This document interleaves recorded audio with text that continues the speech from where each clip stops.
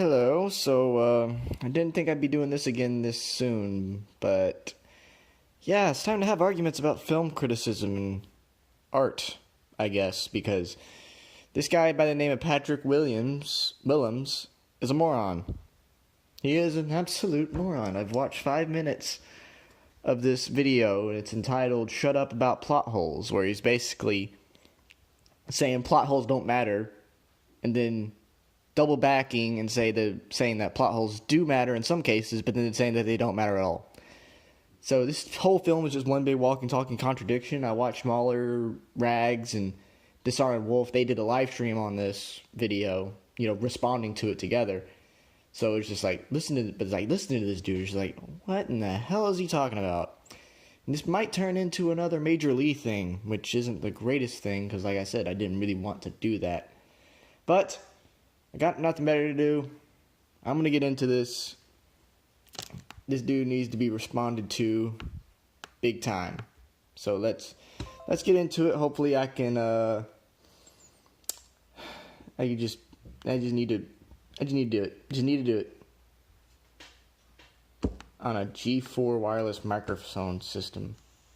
Yay. Don't care. Okay, guys. We gotta talk about Plot holes. Plot holes used to be this thing that only existed in super nerdy movie conversation. Bullshit. It's like, hey, how did Indiana Jones survive clinging to the outside of that submarine? But over the past 15 years, they've become pervasive, spreading through online movie conversations. Everywhere you turn, people are complaining about Plot holes. Well, maybe that's because plot holes have become, more and more put into movies. Like, plot holes are basically everywhere in a film now. Okay?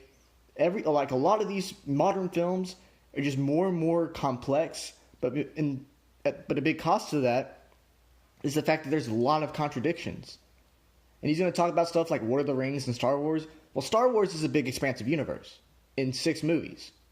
Actually, 8 now, if you go by the mainline ones. But he was talking about stuff with Star Wars and Lord of the Rings.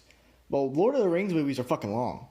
Okay? When you have something that long, there's obviously going to be a point where you're going to slip up. But that's okay. All right? And there's a big difference between having 1 or 2 plot holes in a film and having one that is absolutely riddled throughout the film. And he's just going to say that basically these plot holes don't matter. Biggest plot holes. Plot holes. Plot holes. All the plot holes. Plot holes. Plot holes. So full of plot holes. Plot holes. Naruto plot holes. So many plot holes. Plot holes and maybe plot holes. And then he does a Major League and does a compilation shot of people saying plot holes. Yeah. Yeah, this is just, yeah.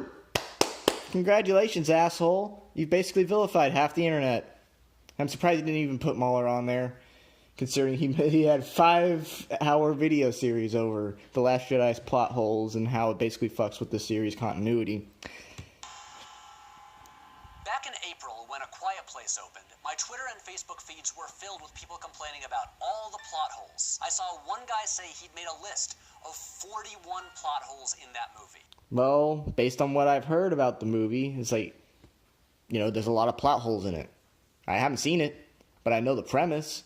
You're in the woods, and you're trying to survive against these monsters that are, just out there. These monsters are out there trying to fuck with you. It's like you're just trying to be quiet because these creatures they hunt on sound. But there's a whole lot of contradictions in the plot and the storyline where the things with the environment kind of fuck with this. And why don't they stay in this location because they can't monitor that location what they're hearing and all these types of things. It's like, okay, but is that something that really hinders some people's enjoyment? If it's that much, I'm sure it's going to hinder a lot of people's enjoyment of the film. But there are a lot of people who criticize that film's logic, but are like, it was all right. They enjoy it. There's a lot of films that are heavily flawed, but that you can personally enjoy, like Demolition Man. Yeah, that movie's flawed, but it's a good film to me because it's just because there's just a lot of stuff in there that I tend to enjoy, like Sylvester Stallone. The themes and the stuff that it was trying to portray through the film.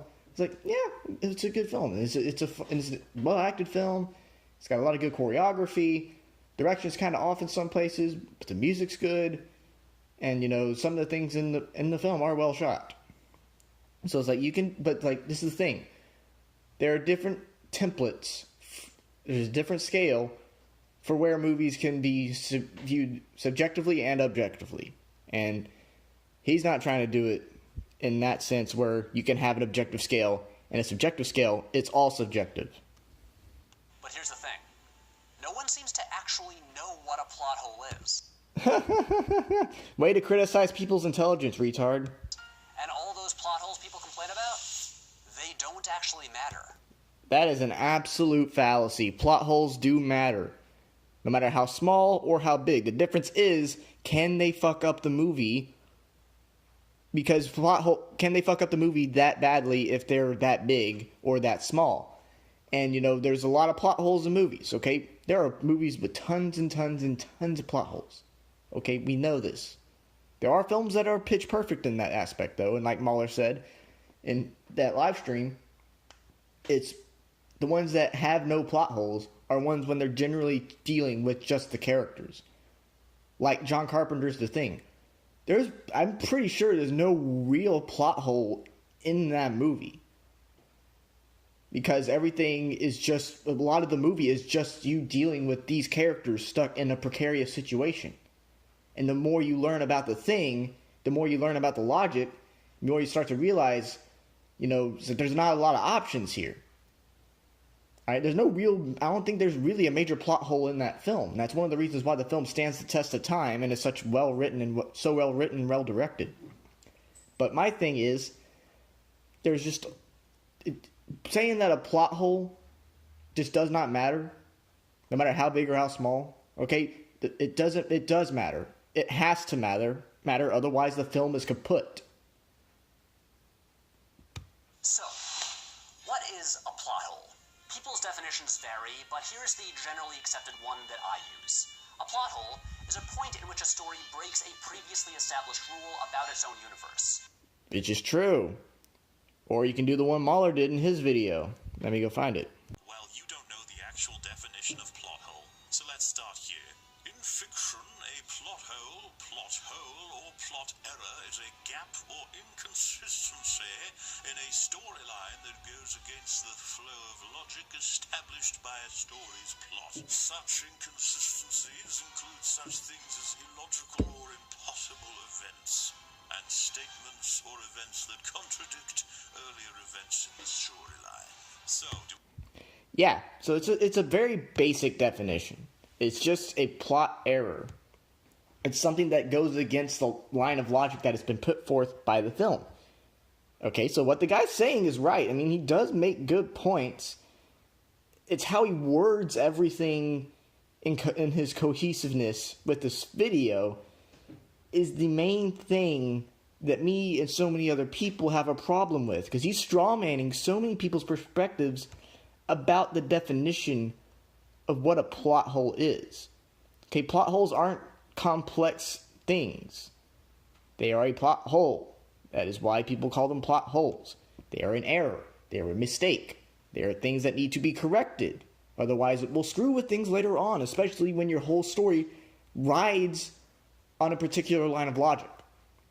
Like Avatar: The Last Airbender. The original, state of the spirit world. It was something that made sense in the fact that, it was an expansion of the physical realm. It was just more spiritual. The Legend of Korra fucks that all up, though, by saying that the spirit worlds and the material world are separated by portals. And that goes against everything, that goes against the very concept of the Avatar, as he was a spirit bridge. Through the Avatar, he or she was the bridge between the spirit world and the physical world. Because they were both, because the Avatar was just physical and spiritual. The Avatar is a living reincarnation of the spirit of the universe. Well, not the universe, the spirit of the world that they're in. And so making it this whole portal thing, that can be opened and closed on a whim, contradicts basically everything about the Avatar. and that Rava is the one that created the Avatar. And it was done because this asshole, this red and black asshole, that looks like a carpet version of Darth Maul, was about to murder everybody because Avatar 1's a retard. So, yeah. Basically, it's when a story contradicts itself. Okay, so here's what are not plot holes. Wah! Something that happens off screen. In The Dark Knight Rises, we never see how Batman gets back to Gotham City. That's a plot hole. Okay, I have to concede that I know a lot of people don't really like The Dark Knight Rises. I can see why. It is definitely the weakest of the Nolan films. I still personally enjoy it, though. But that is one of the more jarring things. It didn't really bother me that much when I watched it, because I was like 11 or 12 or 13 when that movie came out. I didn't really think about it. But yeah, it's just like he just jumps up out of nowhere. Like, he gets out of this hole, still kind of weak considering looked like he was borderline malnutrition nut job when he got out of the hole. And then like 2 seconds later, he's back in Gotham City, looking just like he was before he got taken out by Bane earlier. And, clean shaven, talking with Catwoman. And so you're just sitting there like, how the fuck did that happen? When did this happen? Like you need a connecting scene or passing statements, all right? This is one of the things about exposition that works. It works best when it's just a couple of lines. It's not good when it's overly complicated. Like, some throwaway lines about, like, where Bruce Wayne went, or did he find somebody, or at least a couple of connecting scenes just saying, hey, he knows this guy. It's like, hey, dude, I need a plane. I need to get back to Gotham, or like, I need a boat or something. Like, I need to get to Gotham as fast as I can. So like, you could do that, but they didn't do that. And you could just and it's just like Batman's just freaking teleporting. And it's like, that's not really how he does his thing. And it is kind of a plot hole. But if that's really if that's really the example that you're going to dredge up here in defense of plot holes, which is kind of what he's doing, that's kind of weak. One of the earliest cinematic developments was the concept of montage. The idea is that when two images are presented in sequence, the audience understands that they occur chronologically and will mentally fill in the time between scenes. So, for instance, if a person is in one location and the next scene they're in another location, we understand that in between scenes they traveled between the locations. Yes. If they talk about it. And they do talk about it in The Dark Knight Rises, because Bruce is obviously going to go to Gotham. But he was in another continent. How the fuck did he get from one continent to another in less than a day? We don't know how many days have passed since they revealed that, Gotham was basically being held hostage by a mini-nuke. Okay, we did not get a detailed event of the time from when Bane got the bomb and when Bruce got out of prison. He did not have a detailed set of events. Because I think it was like 30 days that the bomb was like if the thing decayed enough, then it would explode. Like, it was like 30 days for that time frame. But you didn't get like a set of scenes. Like, you didn't go do like day one like they would do with Independence Day for like each day. It's like, July 2nd, July 3rd, July 4th, a detailed set of chronological events. But you don't get how many days have passed between then. Now, if it was like more than a couple days, maybe even 5, maybe even a week since he got out of that prison, that would be kind of more believable, but you don't get a connecting scene. All right? You don't see him walking towards Gotham. You see him walking out of the pit through the desert. Movies tend to assume that the audience is reasonably intelligent, but I guess they're wrong. Oh my God. Oh my God. You said reasonably intelligent? Reasonably intelligent. Yeah, like most people are. Most people are reasonably intelligent. You are not being reasonably intelligent, sir. You basically just insulted a bunch of people who disagree with you. Once again, you don't do that. You don't do that. Okay, when you're in this reasonable discussion with someone, when you're in a discussion that's promoted by reason, you know, and respect for your fellow man, if you just start pulling out this bullshit, people are going to criticize you hard for it. Honestly, I fault no one. I do not fault anybody for going after this guy. The only reason I'm doing this because this is basically some bullshit. This dude's basically spouting bullshit. That's the only real reason. And he just knows what the fuck. He showed us every single second that happened during the span of the story. They would be 40 hours long and really f***ing boring. No shit. That's why you do reasonable cuts. That's why you do things, right? Like in Star Trek, for example. Like, if they're in like this really low speed chase, like they would be often, you know, you're not going to have the entire movie just centered around that whole thing. You're going to have things happening with the characters. You're going to have things with the characters that progress the plot.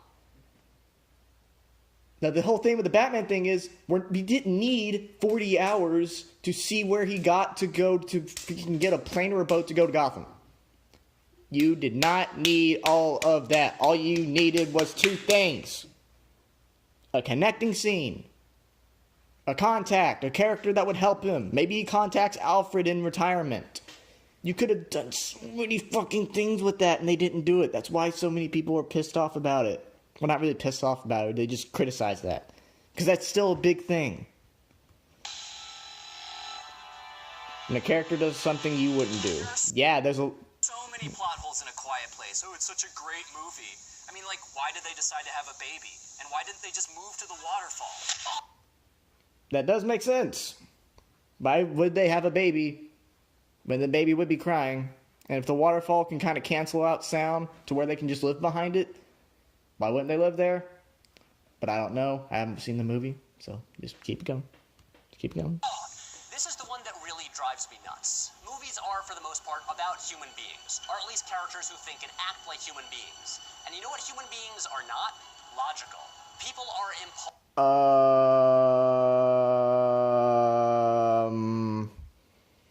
Since the guy is recording this video on a wireless thing, on an electronic device created by a human being who was very logical. Oh my god, that is just this is the lamest fucking excuse I've ever heard. Human beings are logical. We wouldn't be here if it wasn't for human beings, for the logic of other human beings. We wouldn't know so much about the universe right now if it wasn't for logical human beings. And human beings are, for the most part, logical. We learn. We adapt to situations. We learn based on our experiences. Okay, and when someone does something that is irrevocably stupid, like not telling Poe the plan, despite, no reason not to, and considering they don't give an actual reason other than Holdo's a petty bitch or Holdo's just stupid, yeah. When someone does something that's incredibly dumb that you wouldn't do, or that most people in the world wouldn't do, yeah. Alright, and yes, I know, a lot of people can do things based on emotion. But you have to separate that. There are things people can most certainly do. They can make mistakes based on emotion. Okay, Luke going in to fight Vader to save his friends. That is most definitely an emotional move. And it was a mistake. And he lost his hand as a result. But you know what? Luke learned from that experience.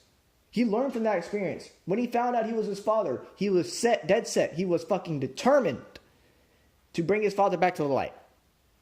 That is what he wanted to do. He faced down the Emperor. He learned. And he ended up saving his father. So don't come out with this fallacy that, human beings are illogical, despite the fact that we have made dozens of gains, more than billions of gains, over the course of the entirety of the human race's existence, to where we're living in basically the most perfect time ever. Not the most perfect time, considering, politics, but this is as good as we're going to get it for right now. Alright, to say that we can't strive for anything more than that, that's pretty fucking weak.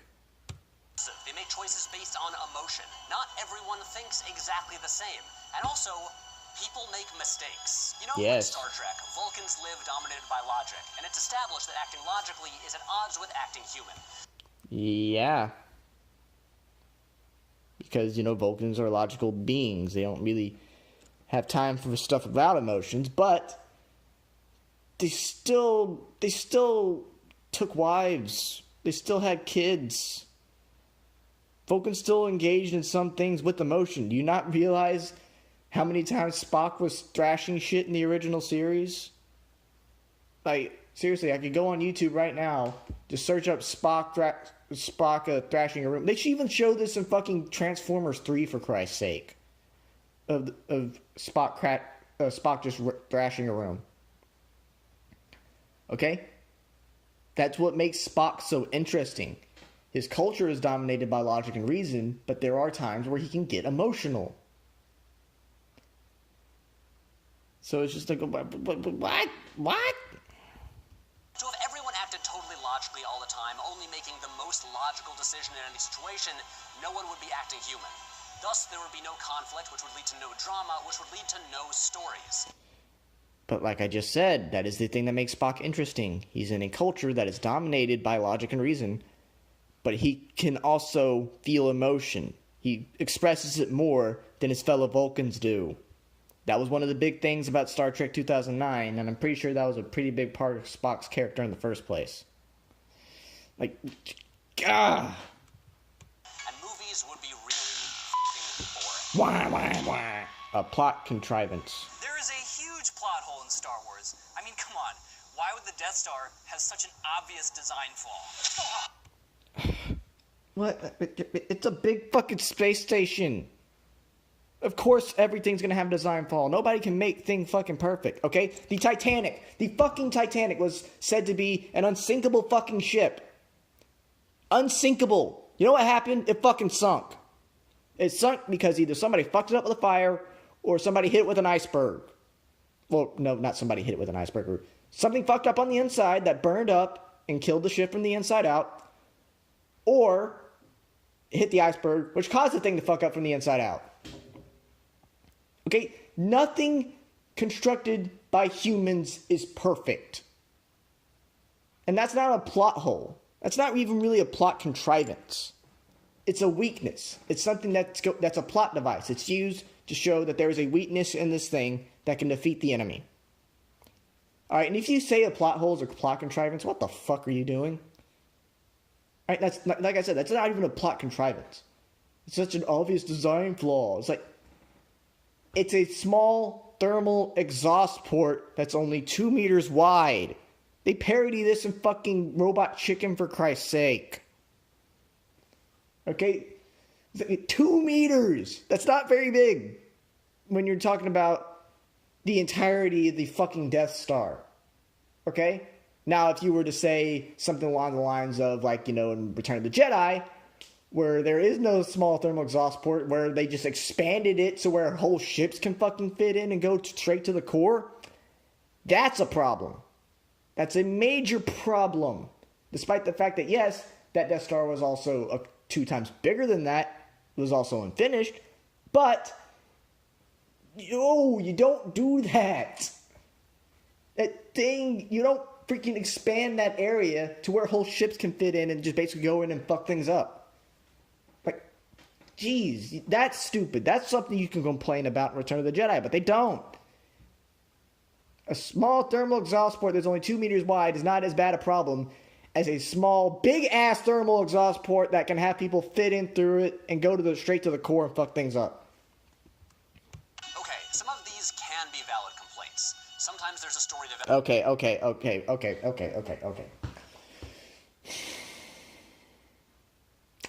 Okay. You just said it's valid. I'm just going to make a note of that here. Development that's a little too convenient. Like in the 2009 Star Trek, Kirk just happens to get stranded on the same planet as old Spock, and they end up in the same cave together so Spock can explain what's going on. I like the movie, but that's a little contrived and lazy. Yes, there are moments that can do that. And that was kind of, a convenience. But the thing is, convenience works when it's used sparingly. Like the original Star Wars, yes, it has some conveniences. But it's not all throughout the film. Okay? Luke Skywalker, yeah, he was on Tatooine. Getting R2 was kind of convenient considering Obi-Wan knew Luke.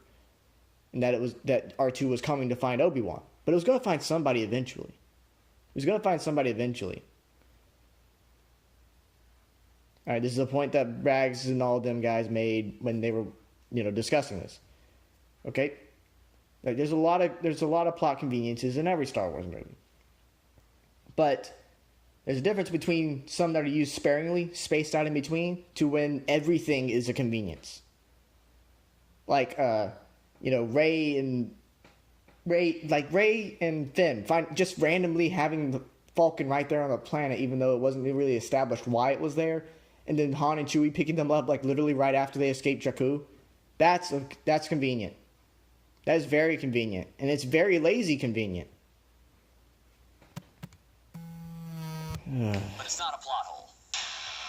Something that is explained in the movie. I mean, how does Benicio del Toro know the rebels' plans? Nobody told him. Okay, now that one's kind of common, because, like, a lot of people kind of messed up on this in their criticisms, but that's just one thing but it's just one thing. It's just one thing. One thing littered in dozens upon dozens of viable complaints about The Last Jedi. Yes, he did not know. Yes, he knew. And most people didn't really catch that. But it's a blink if you miss it kind of thing. That's kind of the thing that kind of screws with continuity. It's like, oh, hey, how do you know? Well, it was explained to him. Well, how come the camera only stayed on him for like 2 seconds? And it's just like, I think it's like, this guy is doing this based on apathy for like people who he disagrees with. I'm pretty certain of that. If he's just going to go ahead and do this point, like, that's some bullshit. Like, absolute bullshit. Because that's what he's doing. He doesn't care about what the people he disagrees with think. He's just tired of people bashing things he likes. So in order to defend it, he's going to go in there, bash everyone he disagrees with by strawmanning all their points. Because this is one major point that people, seem to miss. But that doesn't mean all their other points are invalid. And that seems to be what he's going through here. That's a plot hole. At least 50% of the plot holes that I see people complain about are things that are actually explained in the movie. 50%. Okay. If you just pay attention. Like that one in The Last Jedi, there's a scene where you see DJ listening as Poe tells Finn and Rose the Resistance's plan. But I guess if you're too busy live tweeting about plot holes, you can miss some stuff. If you watch them in the film, which most of the complaints about The Last Jedi came after the film released in theaters, why would they be live tweeting in the theater? Like, I don't know if he's just being stupid with his wording or if that was just a genuine mistake. Regardless, that is absolutely fucking stupid. Okay, that doesn't disregard their claims about plot holes. Do you not understand that, man? What the fuck, God damn it. If you want, you can find plot holes anywhere. They're all over your favorite movies. In Lord of the Rings, the Eagles could have just flown the ring to Mount Doom and saved everyone all that trouble. Okay. I don't know about that one, so I'm just going to move on. In Toy Story, why does Buzz freeze like the other toys when he thinks he's a real person? Okay, we know that. Okay? That was something that kind of bothered me. That bothers a lot of people. Those guys in the live stream mentioned that. Thing is, it's not something that really compounds in the movie that kind of fucks it up. You kind of see everything progress because it is just about the toys. It's about the characters and their relation to Andy. And then there's this huge development with Buzz that he comes to accept that he's not a space ranger, that he's just a toy. He's an invention. Okay, it's like this is just a thing it's like, yes, it needed to be fleshed out, or maybe it needed to be fleshed out a little better, but it doesn't screw with the entire movie. No, it doesn't. All right, because Toy Story, all the Toy Story movies I've seen, like all the Toy Story movies are good. I don't care what people say about them because it's just a good movie.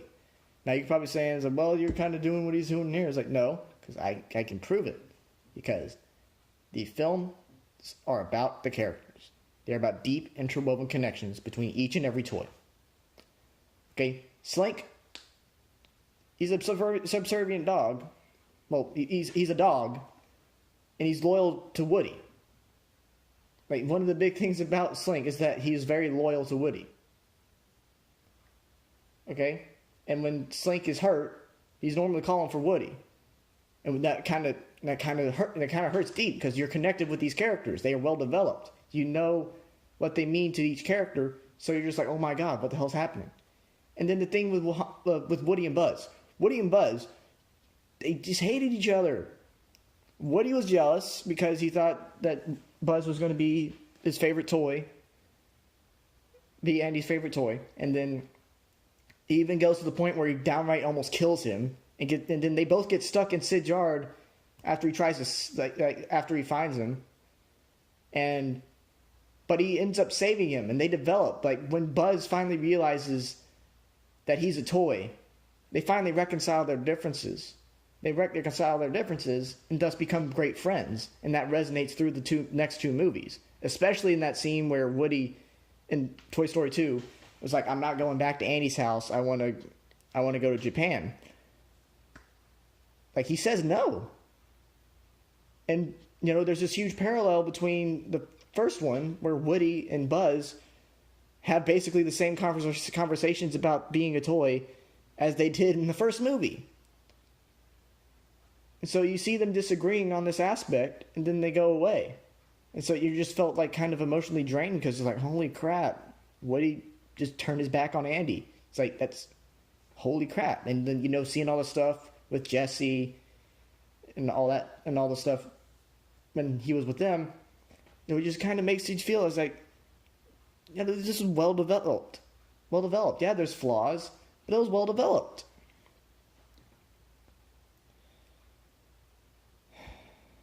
Alright, I'm going to stop it here. This has gone on for 31 minutes. And I'm going to get started on a Let's Play in a little bit for Wolfenstein The New Order, because Wolfenstein The New Order is an awesome game. So, anyway, thank you guys for listening in. I'll try to have this posted soon, and, stay safe, don't die. Make sure you're not listening to tools like this, please.